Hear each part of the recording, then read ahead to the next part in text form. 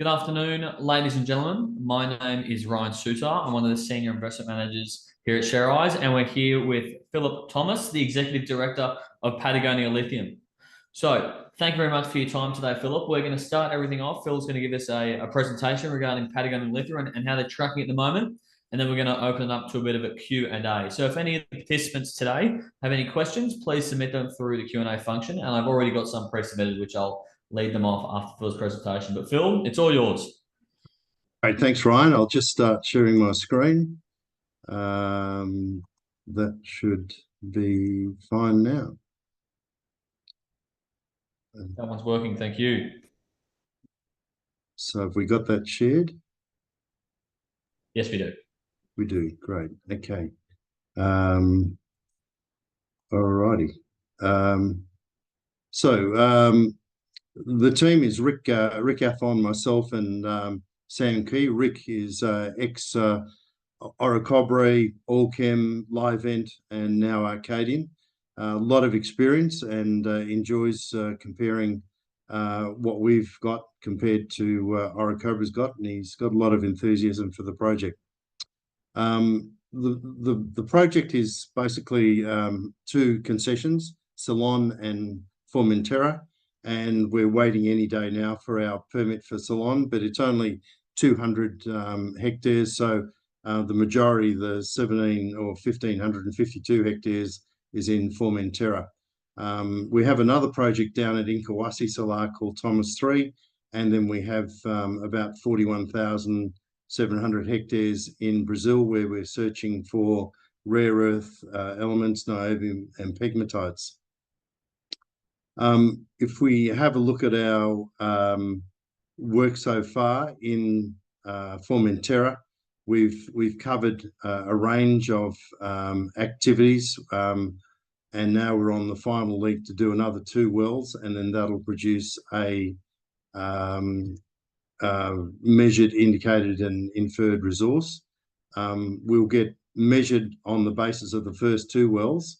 The first one was 591 ppm, was our highest lithium value, but it was from about a 35 metre interval, which was exceptional.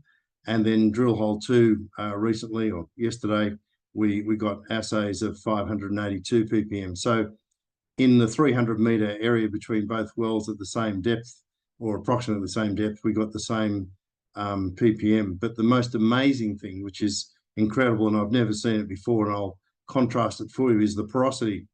At 280 metres down, so it's not like it's on the surface, it's quite deep, we have 47% porosity, and we have 570 ppm of lithium. So what that means is the yield, this will be the highest yielding salar in the whole of Argentina. It's just incredible that the fact that we've got that amount of porosity. What it also means is the yield is going to be high. So just to give you some comparisons, in the top 200 metres at Olaroz and Cachari for the Orocobre project, their highest porosity was 7.7%, and their lowest was 4%, and they had a 200 metre aquifer covering that area. So we've got 7 times the porosity, which obviously is going to hold 7 times the lithium volume in the same area. So our resource is expected to be quite significant. The other thing is that we're using the EcoSolve DLE system, which will probably extract about 92% of DLE. So of 92% of lithium, I should say, from the DLE process. So that means that we're only wasting 8% compared to 30% if we were using ponds, or probably 20% if we were using a combination of reverse osmosis and possibly a DLE system. So it's going to be a very, very efficient project once we get up and running. We're close to a major sealed highway, and and we've got the Jama township 10 kilometres away, and Susque's about 100 kilometres away. We have a very, very good relationship with the local community, which is very, very important in Argentina to get from A to B to C.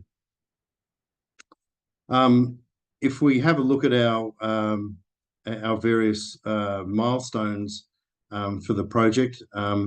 We had the drill permits done in January. Took us 2 months to get a driller on board. We started drilling, and we're basically going through the process for each drill well. So we did pump tests, porosity tests, etc., and we'll need about 4 for the maiden resource statement and 10 for a feasibility study. So it won't take too long to get there. In July, we're hoping to get the 3rd well up and running and the porosities from the 2nd well, and then we'll run the 4th well, and then from that in August we'll run the NMR system to look at the porosity down the wells, and then we'll go for the JORC, and then we should have the brine disposal system sorted by then. And we've got 4 options there, both in the lagoon next door to us, or in the evaporation ponds, which won't be lined, or through re-injection, which will only be to about 200 meters because the porosity is so high. Or we can basically put a desalination plant in to create fresh water, which we're going to need anyway for washing of this lithium chloride when we produce lithium carbonate. So that'll be in the system anyway, and it'll consume some of the brines. But at 500 times at a 500 ppm lithium project, that means that we won't need to process that much brine. The chemistry is up on the screen at the moment for the assays, and you can see those. Sorry, I'll just go back. So the chemistry assays are exceptional, but we don't have to worry about magnesium anymore because the lithium carbonate process doesn't require or doesn't get impacted from, or the DLE process doesn't get impacted by the magnesium. So that's kind of a bit of old reference technology. If we go through the geophysics, it's quite interesting to see that you probably can't read the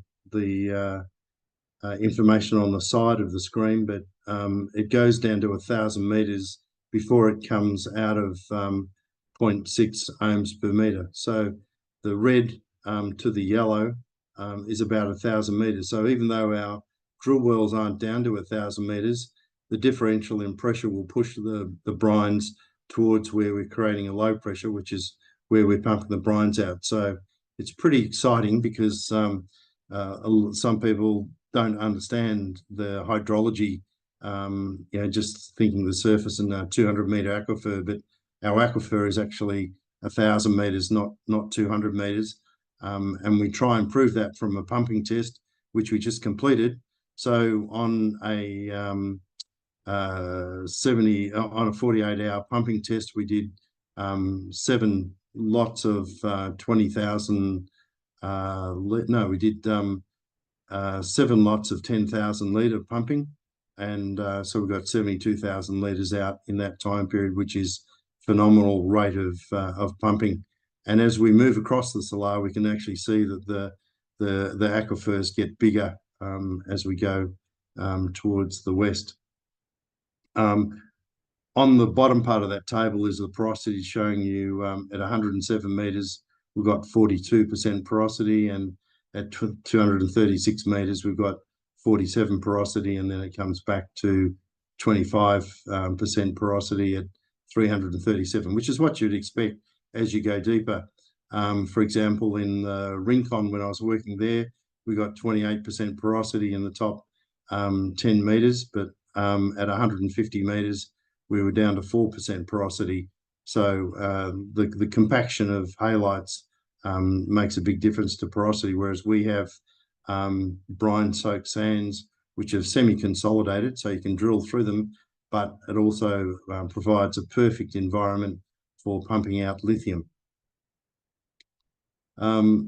If we have a look at the projects, the map there shows you the drill hole locations. We've mapped out, and we've got about 10 wells there that we're planned. The first 4 are in a line north-south. So Jam 1, 2, going down to number 8. That's the next well, which is on the edge of the big lagoon. And then we'll go across into the middle of the white area, which is number 2, I think, on this map. And that will then give us it's 1.8 kilometres between those 2 wells. And that'll give us a indicated there, and we'll get a measured there because it's less than 2 kilometres. So we're looking forward to getting that resource done fairly quickly. If we have a look at the EcoSolve processing results page, you can see there we've got 92.1% recovery from a 267 ppm lithium brine, which was the weighted average of that sample. But of course, we'll be taking out brines from the 500. I think it was 577 was our average. But you can see if you start off with very pure lithium chloride from the EcoSolve process, you end up with very pure lithium carbonate. And so, that's almost 99.9% pure from the lithium chloride that was produced. The project is very well located in terms of infrastructure, but it's also very, very close to other projects nearby, such as the Rincon project is slightly to the south of us. That's the next biggest project. And then you've got Inkawasi and Azario further to the south, and then across to the east, you've got Salinas Grandes and Washatok to the north. So we're kind of bang smack in the center of the Salar lithium triangle, but for us it's more like a square. Over at Inkawasi, we got a big hit just below the surface, down about 250, 300 meters, but we don't have a big area near the Salar. So we're just going to think that one through a bit further and see what we can do, because we don't know how far those brines extend out that we'll be able to take out. We need to do some more geophysics work, but that's a plan going forward. Then if we leave Argentina and go to Brazil, you can see there our 5 areas that we've highlighted, or our 5 application areas. Most of those, I think there's only 6 outstanding that haven't been granted yet.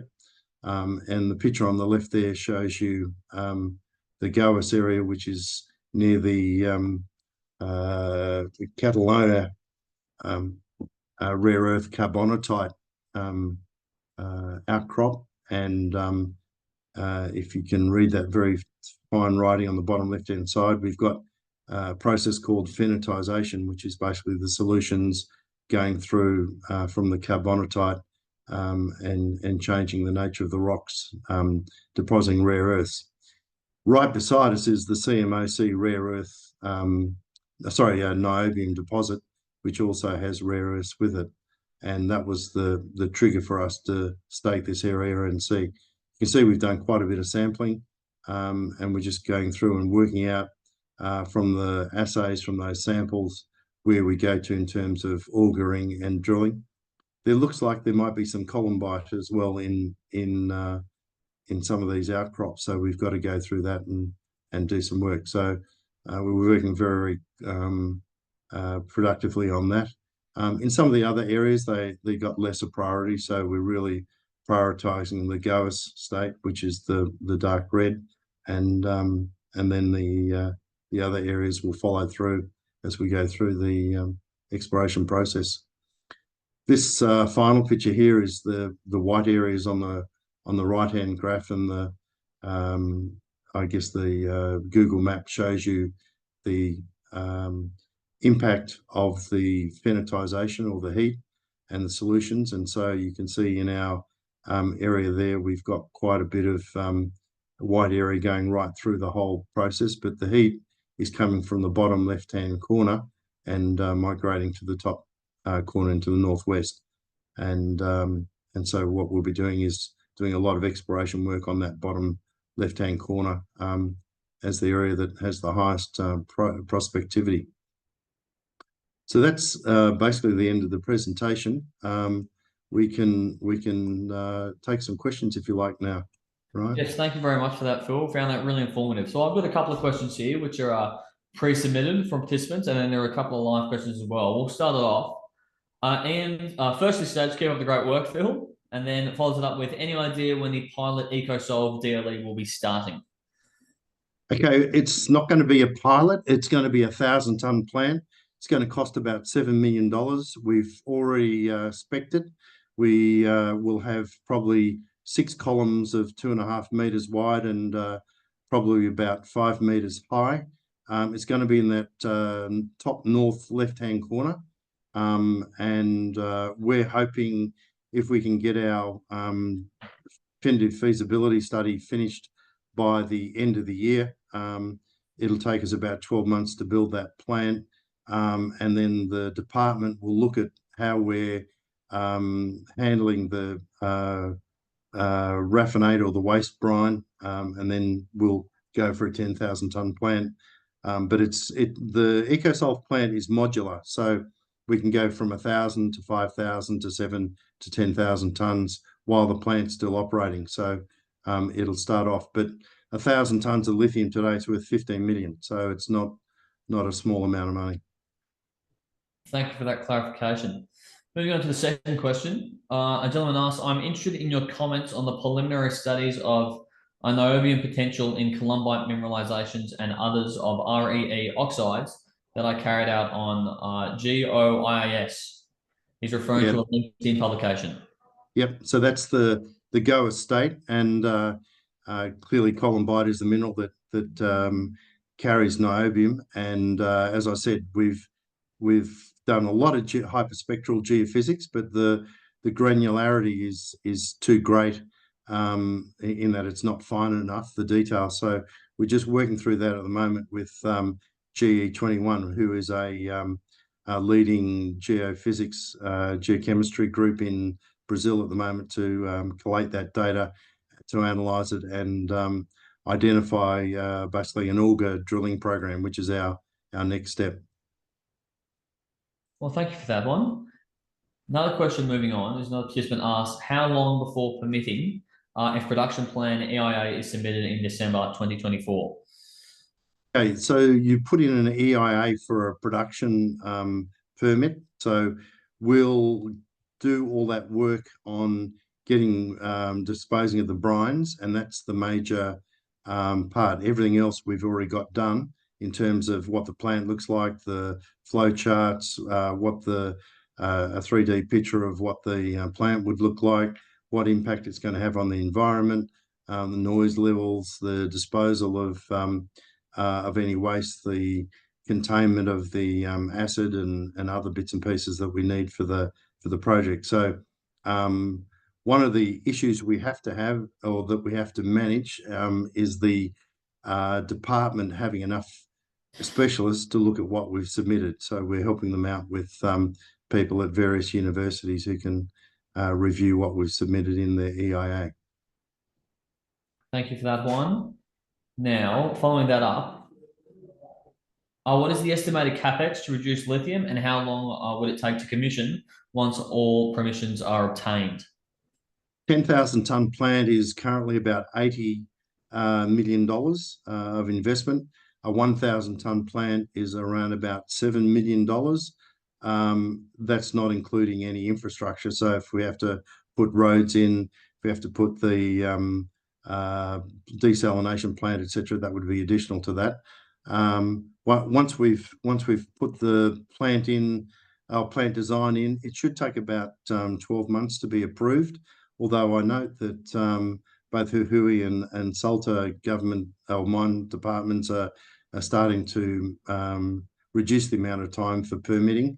And a good example is the Lilac Solutions Jama 1 next door to us. They were permitted for a 50-ton plant within probably 4 months. So having a plant permitted next year, which is 5 kilometers away, makes a big difference. So we're hoping we'll be able to piggyback on their work and get our permit through.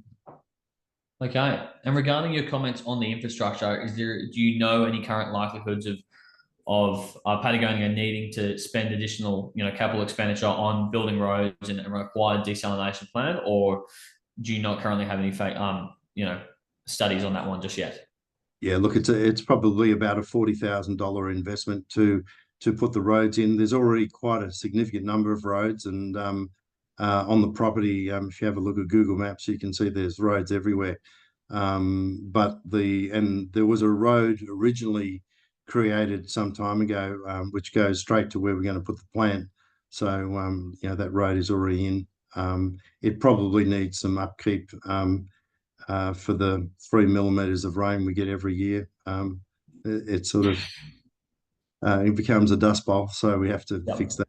But yeah, it's pretty much small amounts of money relative to the total cost of the project.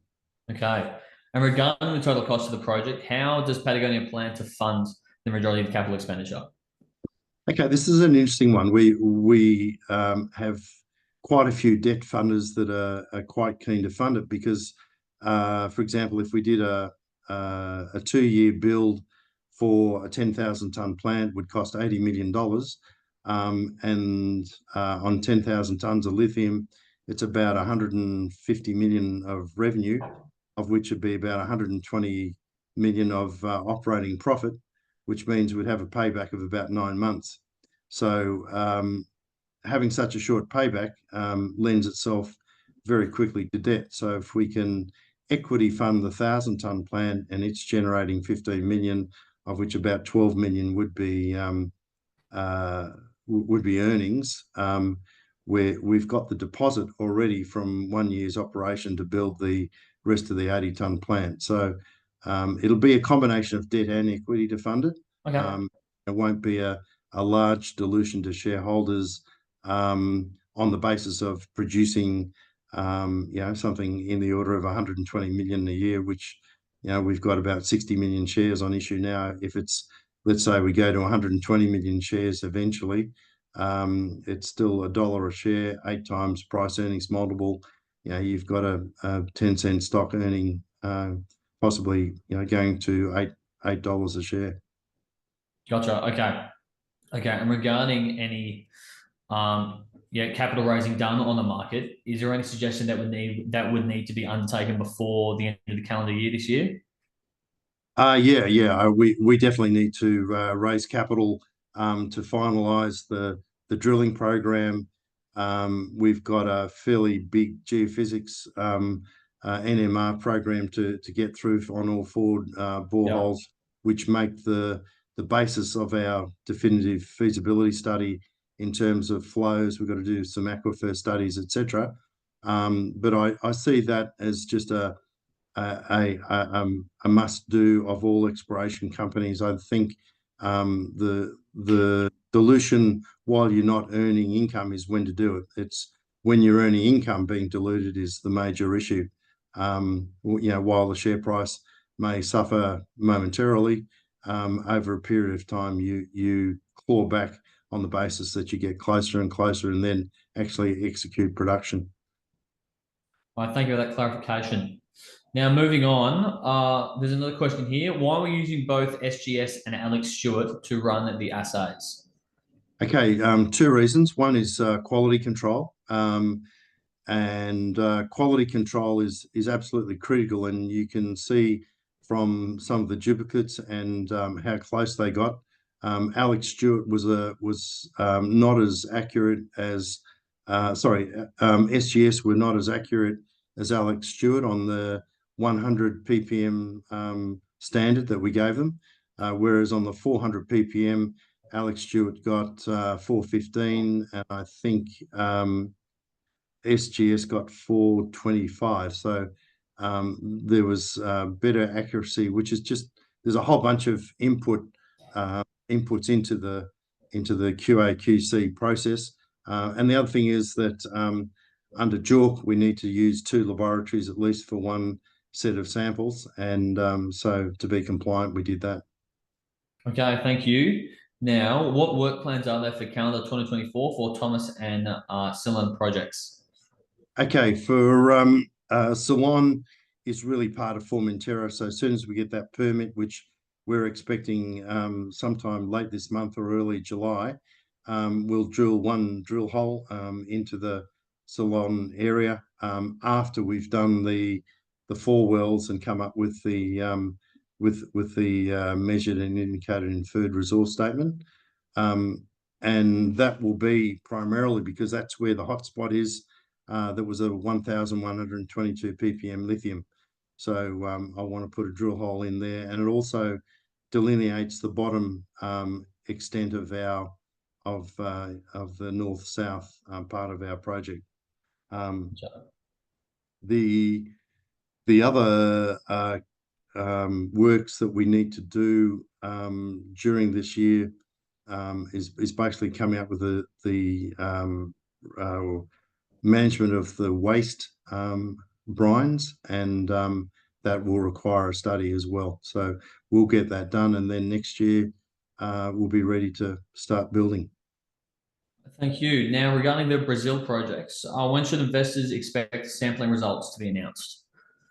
Look, the sampling results were basically road cuttings and channels that we could access, and we're not expecting any significant hits, because what we were doing was we were basically just opportunistically sampling, and some of our permits haven't even been issued yet. So we can't really do any real work, so to speak, to go there. So we just use the publicly available data. So the assay results probably will be available in the next 2 to 3 weeks. And then after that, we'll work out where we're going to auger and drill and then take assays, and that will be probably much more definitive of what we've got. We know that there's a very high rare earth deposit right on the corner of our project, but it's not on our application. It's on the CMOC niobium mine, which is the second biggest niobium mine in the world, and we're right next door. So we know by definition and just by seeing what's coming out that it's high in niobium and high in rare earths.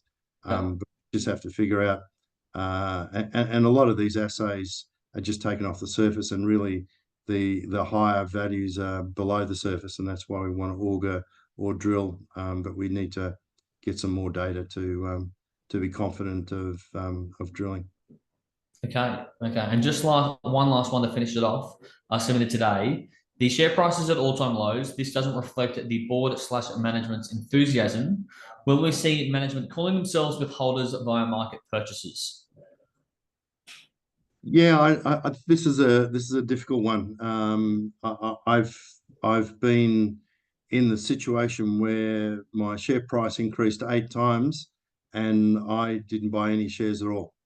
I've been in the lithium business. I've been in other circumstances where I've purchased significant amounts of shares, like owning 10% or 15% of the company, and it hasn't increased the share price at all. So I don't think there's a well understood direct correlation between directors' involvement and others. I mean, we work, particularly myself, but as an executive director, but other directors are working. I was talking to Rick at 9 o'clock last night. So we just don't work when we feel like it. It's a 24/7 job, and I don't think there's a strong nexus between having so-called skin in the game and working any harder. I think you should talk to your portfolio manager and ask him what shares to invest, rather than buying to have skin in the game. So I have a million or so shares with her, and Sam's group has, or they're the larger shareholders, so they have a lot of skin in the game. Does it make Sam work any harder? I don't think so. I think he's putting in the effort, and as chairman of the board, I would be certainly talking to him if he didn't put in the effort that he's putting in. So I think it's more a personnel management issue rather than a simplistic linear, how many shares shows how hard you work. I would appreciate that one, Philip. All right, well, that about wraps everything up on our end. Is there any final comments you'd like to add, Phil? No, I just think that this whole market is depressed. If you have a look at all the major and even minor explorers of lithium, they all are depressed at the moment, and it's a problem for capital raising, and we have to deal with it. And unfortunately, as shareholders, we have to cop it if a company needs to raise money. I think the other thing that a lot of people aren't aware of is, there's been a slow turnaround in EV sales. There's been a lot of Chinese companies that have bought lithium at 50, 60, 70, $80,000 a ton, and they're still unloading that off into their gigafactory clients.